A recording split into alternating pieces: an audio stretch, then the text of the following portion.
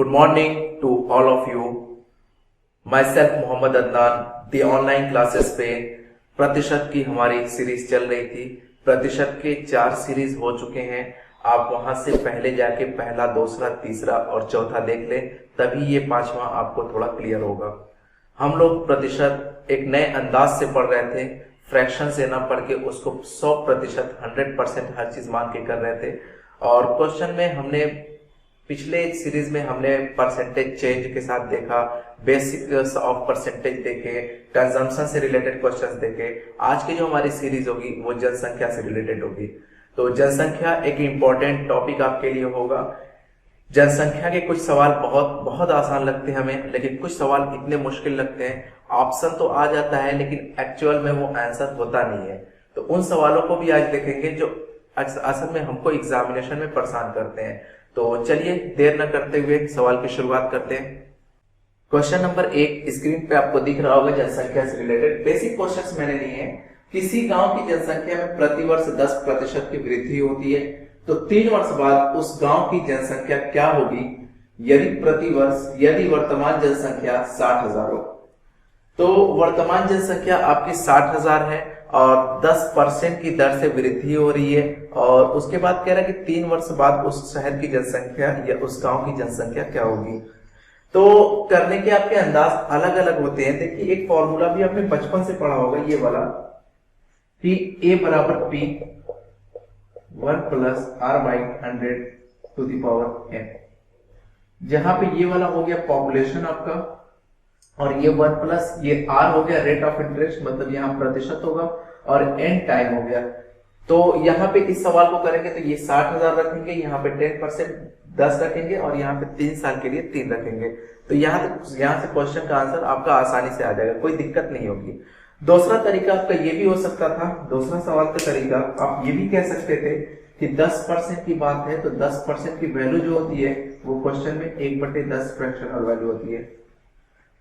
तो आप ये भी कहते हो कि नीचे वाला फ्रैक्शन में हमेशा आपका पुराना वास्तविक मूल्य होता है। तो 10 आपका वास्तविक आपकी जनसंख्या है, और चूंकि 1 बढ़ गई है। कैसे मैंने बढ़ा ही बोला, क्योंकि यहाँ पे 10% की वृद्धि हो रही है। देखो ध्यान से, अगर ये कमी बोलता तो मैं कहता कि 1 कम हो रहा है। चूंकि 10% की वृद्धि हो रही है तो मैं ये बात कह सकता हूँ। एक बात और ध्यान दीजिएगा, ऊपर वाला हमेशा बढ़ेगा या घटेगा, ये बात आप लोग ध्यान रखना। और नीचे वाला हमेशा वास्तविक मूल्य 100% की वैल्यू होती है। तो ये आपका 10 आपकी जनसंख्या थी, और 1 बढ़ गई वृद्धि, देखो तो कितनी हो गई, 11 हो गई। फिर आपने कहा 10 जनसंख्या थी, 1 बढ़ गई, कितनी हो गई, 11 हो गई। 10 थी, 1 बढ़ गई, कितनी हो गई, 11 हो गई। ऐसा मैंने 3 बार इसलिए लिखा क्योंकि ये 3 साल तक का मामला था। अगर ये 4 साल का मामला होता ना तो मैं 2 बार और 1 बार और लिखता।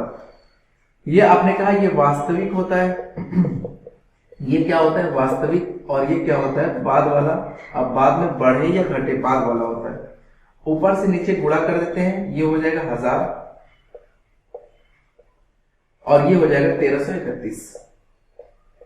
अब एक बात है कि अगर 1000 जनसंख्या है और 1331 हो गई, मतलब 331 बढ़ी है, और बाद में 1331 हो गई है। अच्छा, एक चीज और ध्यान देने की ये रहेगी कि क्वेश्चन में 1 की वैल्यू दी रहेगी, या तो वर्तमान जनसंख्या दिया रहेगा, या तो वर्तमान दिया रहेगा, या फिर आपका बाद का दिया रहेगा। इस क्वेश्चन में वर्तमान दिया है तो मैं इस क्वेश्चन में कहूंगा कि 10,000 की वैल्यू दी है, क्योंकि वर्तमान वास्तविक। अगर ये बोला होता कि 3 वर्ष बाद इस शहर की जनसंख्या मान लेते हैं कि 65,000 हो जाएगी, तो ये नहीं दिया होता, ये दिया होता 1331 बराबर 65,000। तो क्वेश्चन में ये ध्यान देना है कि दिया क्या है। अच्छा, कभी कभी ये भी हो सकता है कि 3 वर्ष में इतनी बढ़ी, तब आपकी वैल्यू जो होगी वो 331 के बराबर होगी। मतलब अगर कहते कि 5,000 बढ़ी है, 3 सालों में जनसंख्या 5,000 बढ़ी है, तो आप ये कहना कि 331 की वैल्यू 5,000 है। फिलहाल क्वेश्चन को करते हैं, वर्तमान जनसंख्या कितनी है, 60,000। मेरे हिसाब से कितनी है, 10,000। तो इस चीज को मैं कहूंगा, यही 10,000 की वैल्यू क्वेश्चन में बराबर है 60,000 के। तो 1 बराबर होगा 60,000 बटे में 10,000। 4 0 से 4 0 कैंसिल आउट, 1 बराबर कितना आ गया, 6। अगर 1 बराबर 6 आ गया तो बाद की जनसंख्या आप क्या करते हो, आप ये कहते हो कि 1331 मैं 6 से मल्टीप्लाई कर दूं, क्योंकि 1 बराबर 6 आया तो 1331 गुणे 6, 6 का में 6, 6 18 के 8, हाथ में 1, 6 18 और 1 19, 1 6 का में 6 और 1 7। तो इस बात को कहना कि इसकी जनसंख्या 3 वर्ष बाद उस शहर की जनसंख्या, एक सेकेंड, आई थिंक कुछ तो मिस हो रहा है, ये सॉरी 1000 होगा, ये 10,000 नहीं होगा, ये 1000 होगा, जिसकी वजह से ये 60 के बराबर आएगा, तो ये एक 0 लग जाएगा, जिसकी वजह से ये 60 से गुणा होगा, सॉरी, तो यहाँ पे एक 0 लग जाएगा, ठीक है ना। तो ये हो जाएगी 79,860। तो 3 वर्ष बाद उस शहर की जनसंख्या 79,860 हो जाएगी। ये पहला तरीका आपका था करने का, ये आपका सेकंड तरीका हुआ। अब मैं बताता हूं आपका तीसरा तरीका, और मुझे लगता है ये जो तीसरा तरीका मैं करने वाला हूं, ये मैं अगले 4, लगता नहीं मैं ऐसा पढ़ाता भी जब हूं ऑफलाइन क्लासेस में, तो उसमें भी मैं बताता हूं। ये तीसरा जो तरीका है अगले 4 चैप्टर पे मैं लगाने वाला हूं। प्रतिशत पे लगाऊंगा, प्रॉफिट लॉस पे लगाऊंगा, सिंपल इंटरेस्ट और कंपाउंड इंटरेस्ट। 4 चैप्टर पे ये तरीका मेरा लगने वाला है। अगला 4 चैप्टर आपको एकदम लगेगा कि आप प्रॉफिट लॉस या परसेंटेज पढ़ रहे हैं। अब देखिए आप, मैंने एक चीज आपको बताई थी, या अगर आपने पिछली वीडियो नहीं देखी है तो आप यहां से ये बात समझ ले कि हमेशा वास्तविक जो होगा, जो वास्तविक मूल्य होगा या वास्तविक जनसंख्या होगी या वास्तविक जो भी होगा, वो हमेशा अपने आप में 100% के बराबर होगा। ये बात आप लोग ध्यान रखना, कभी भी अपने आप में 100% के बराबर होगा। मैं आपसे कह रहा हूं कि अगर इस टाइम आप कहीं की भी जनसंख्या लें, सपोज ऐसा कर ले रहे हैं कि लखनऊ की आपने जनसंख्या ली और लखनऊ की जनसंख्या इस टाइम 80 लाख है, तो वो अपने आप में 100% के बराबर होगी। आप दिल्ली के लेंगे, दिल्ली में 2 करोड़ की अगर आबादी होगी तो वो अपने आप में 100% के बराबर होगी। आप कहीं की भी आबादी लो, किसी छोटे कस्बे की आबादी लो, अगर वहां की 5000 आबादी है तो वो अपने आप में 100% के बराबर होगी। उम्मीद करते हैं ये चीज क्लियर हो गई होगी। अब मुझे एक बात बताओ आप कि अगर अपने आप में हर चीज जनसंख्या अपने आप में 100% के बराबर होती है, अगर 10% बढ़ा दिया जाए, अगर 10% बढ़ा दिया जाए, तो वो जनसंख्या वहां की सिर्फ 10% होगी या फिर 110% होगी। तो आप बोलोगे 100 तो ऑलरेडी थी वर्तमान में, अगर 10 बढ़ेगी तो 110 के बराबर होगी। वही चीज मैं यहाँ पे कह रहा हूं कि अगर 100% की आबादी है तो 10% बढ़ेगी तो 110 होगी। कुछ लोग ऐसी गलती कर सकते हैं, गलती नहीं होगी, क्वेश्चन लेंदी जरूर जाएगा। कुछ लोग ये बात भी कह सकते हैं कि चलिए 60,000 की आबादी है, बात ठीक है, इसका 10% निकालेंगे, स्पीड से निकाल लेंगे, तो इसका आंसर कितना आएगा? 6000 आएगा, नहीं आएगा? फिर आपने कहा 6000 बढ़ी हुई आबादी है, तो 60,000 थी तो अब कितनी होगी? 66,000। फिर 66,000 का 10% निकालेंगे और 10% निकालेंगे तो 6600 आएगा। फिर 6600 इसमें जोड़ेंगे तो 72,600 आएगा, और इसमें फिर 10% बढ़ाएंगे, फिर जोड़ेंगे। यही काम मैं थोड़ा सा और आसानी से कर रहा हूं यहाँ पे। जब मुझे ये बात पता है कि ये चीज जो है 60,000 ये अपने आप में 100% के बराबर है, अगर ये चीज, अगर ये अपने आप में 100% के बराबर है, तो मुझे ये बताओ अगले साल इस गांव की जनसंख्या कितनी होगी? तो आप कहोगे सिर्फ 10 नहीं होगी, सिर्फ 10 तो बढ़ी हुई होगी। अगले साल की जनसंख्या जो होगी वो 110%, और 110% को मैंने आपको पिछली क्लास में ये बात बताई थी कि परसेंट हटाओ तो बटे 100।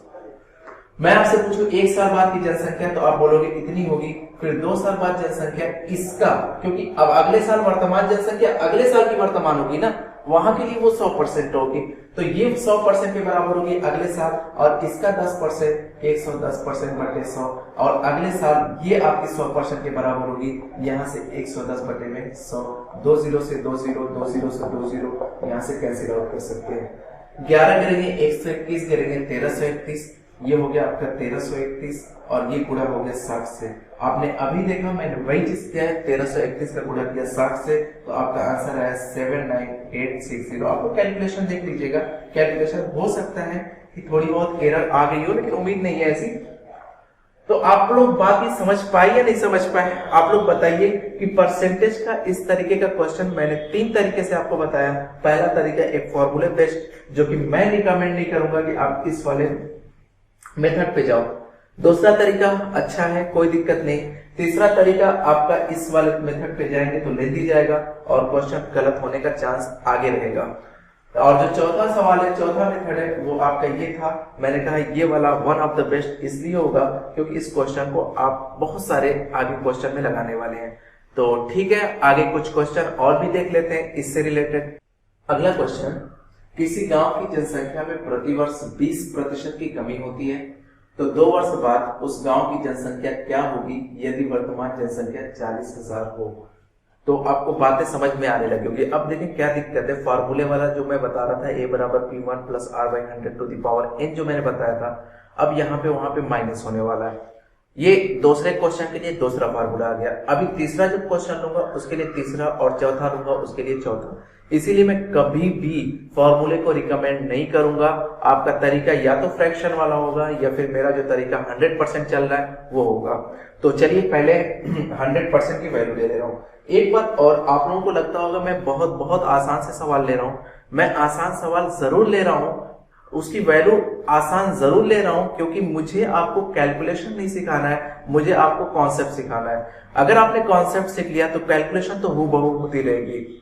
और जहां तक बात थी अगर आसान की, तो आप अपना प्रीवियस ईयर एसएससी सीजीएल या कोई भी अपना प्रीवियस ईयर निकाल के देखिए, और उसमें इस तरीके के क्वेश्चन आपको देखने को मिलेंगे। ठीक है, तो इधर उधर की बातें नहीं करेंगे हम ज्यादा, कि ये क्वेश्चन बहुत ऊंचे ऊंचे क्वेश्चन, बहुत टफ क्वेश्चन करने की कोई जरूरत नहीं है उसकी। जब वो जरूरत पड़ेगी तो वैसे भी सवाल करेंगे, लेकिन अभी मुझे नहीं लगता कि इतने ज्यादा कैलकुलेटिव जितने कराए जा रहे हैं आजकल यूट्यूब पे, ऐसे क्वेश्चन न बनते हैं और न ऐसे बने हैं कभी। आगे बनेंगे तो हम पढ़ा देंगे, लेकिन अभी ऐसी कोई जरूरत मुझे महसूस नहीं हो रही है। आप लोग कभी भी किसी भी बहकावे में मत आइएगा, हमेशा अपना प्रीवियस ईयर पे ध्यान रखिएगा। क्वेश्चन प्रैक्टिस करना है प्रीवियस ईयर से, ताकि आपको अंदाज लग सके कि किस तरीके से क्वेश्चन बनते हैं। अब ये देखिए कि 20% जो है ना, 20% की वैल्यू जो होती है 1/5 होती है। अब कुछ लोगों को ये बात नहीं समझ में आ रही है, मैंने ये बात पिछली क्लास में बताई थी, आप वहां से जाके देख सकते हैं। मैंने एक बात ये बताई थी कि किसी भी परसेंट को हटा के कोई भी परसेंट 20% लिखा है तो परसेंट हटाओ, बटे में आप 100 कर सकते हो। ये बात आप कर सकते हो। 20 कम में 20, 20 5 100, 1/5 आ गया। अब सवाल ये है कि पिछले सवाल में हम लोग ये कह रहे थे ये 5 तो बेस है, ये बात तो ठीक है, 5 अपना बेस है, लेकिन उस सवाल में यहाँ पे वृद्धि हो रही थी। अभी क्या है, यहाँ पे वृद्धि नहीं है, तो यहाँ पे कमी हो गई। अगर 5 का सामान एक कम पे मिल रहा है या जनसंख्या एक कम हो रही है, तो 5 से 1 कम मतलब 4। अगर ये जनसंख्या वृद्धि होती, 5 होता यहाँ पे, तो पक्की बात है, और 1 बढ़ जाता यहाँ पे 6 हो जाता। ये ऐसा कितने साल तक हुआ, तो 2 वर्ष तक हुआ। तो आपने कहा 5 से कितना हो गया, 4 हो गया। ये इसकी वैल्यू अपनी दे रखी है 25 और इसकी वैल्यू दे रखी है 16। मतलब जनसंख्या आपकी वर्तमान 25 है और बाद में जाने के बाद 16 हो गई। अब क्वेश्चन में आपकी वैल्यू वर्तमान की दे रखी है 25 बराबर क्वेश्चन में 40,000 के हैं, तो ये बात यहीं पे खत्म करेंगे कि 25 बराबर 40,000।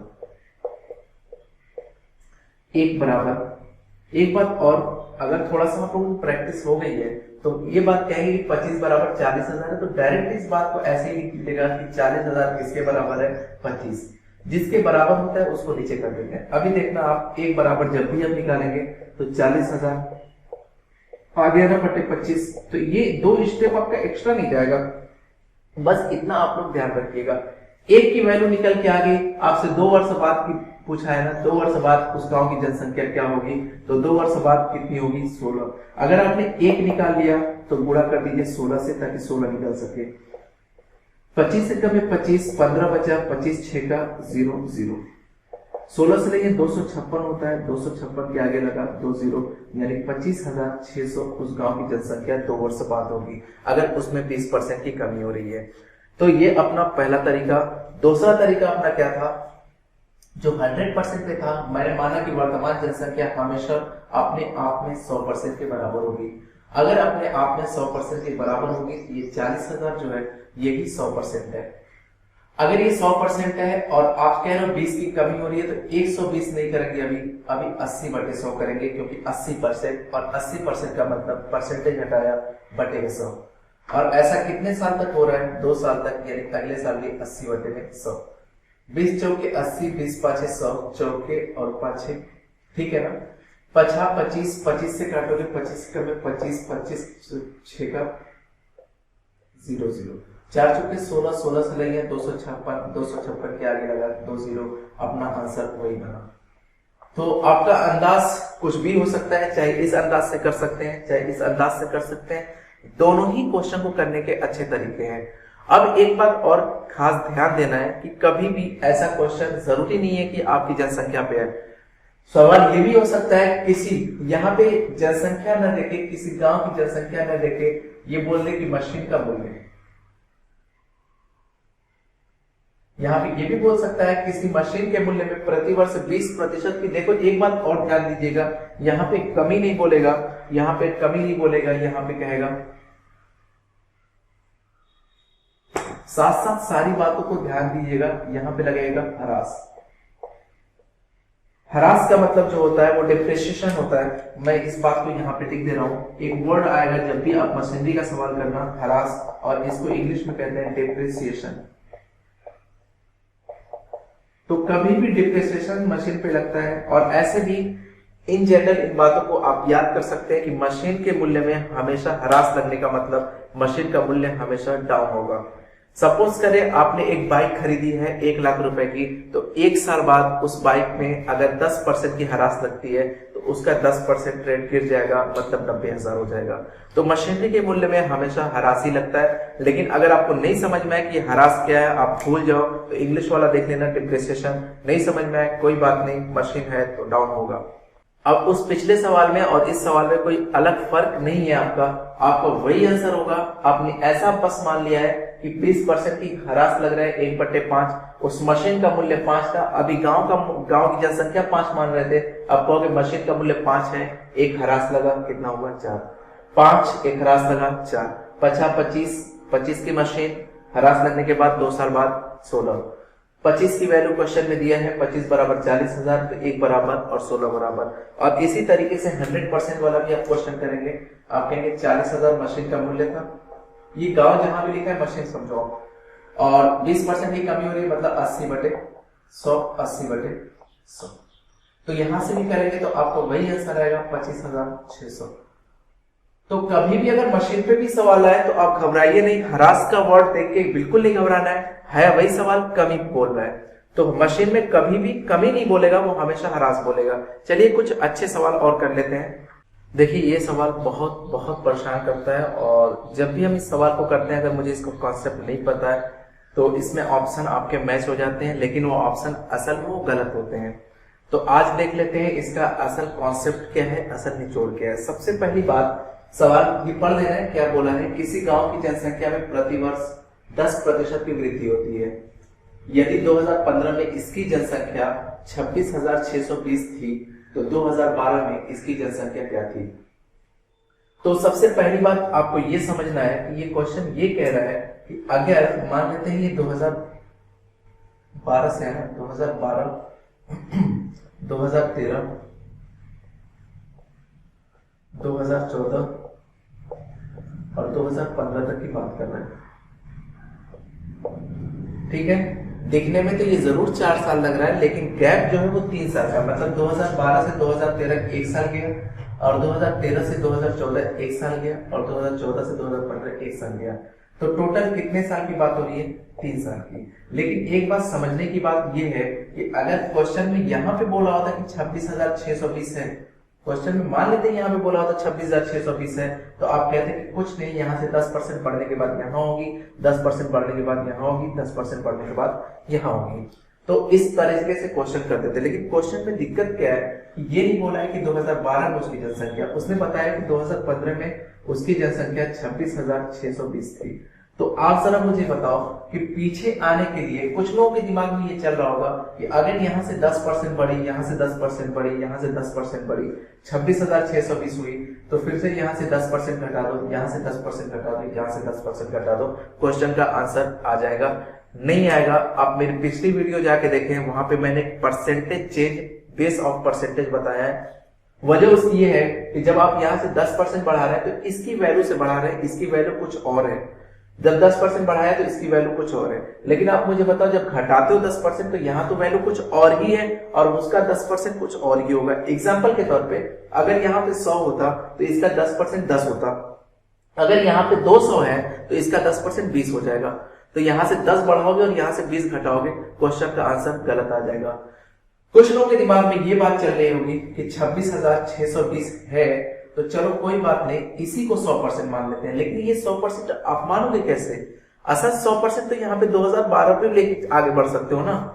अगर इसको आपने 100% मान लिया तो आपने कहा कि चलो 100% इसको मान लेते हैं, और यहाँ से अगर 10% की बढ़ोतरी हुई है तो आप 90/100 कर दो तो 2012 पे आ जाओगे, क्वेश्चन का आंसर आ जाएगा, क्वेश्चन गलत हो जाएगा। वही मैं कह रहा हूं कि परसेंटेज बेस मैटर करता है यहाँ पे, आप ऐसा क्वेश्चन को बिल्कुल भी नहीं कर सकते। तो चलिए देखते हैं कि क्या है इसका तरीका, किस तरीके से इस सवाल को आसानी से कर सकते हैं।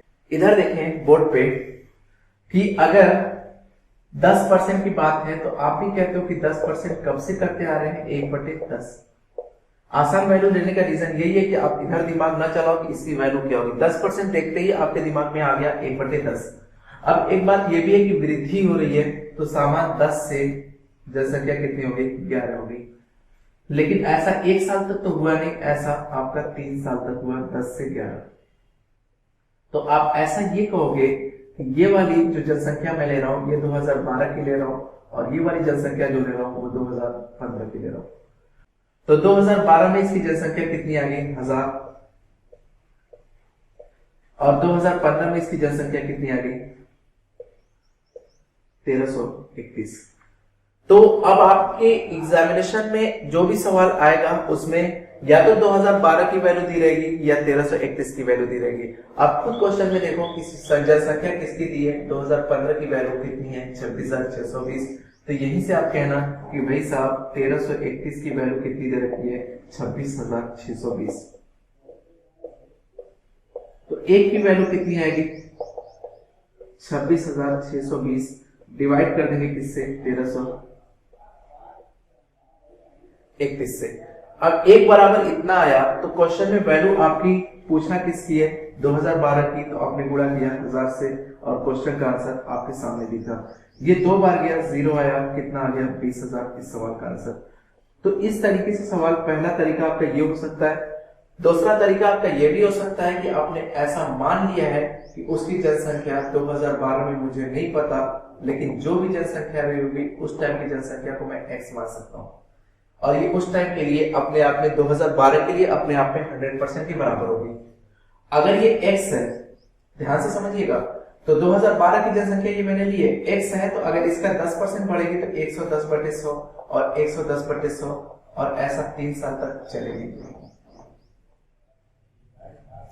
तो बराबर हो जाएंगे कितने के,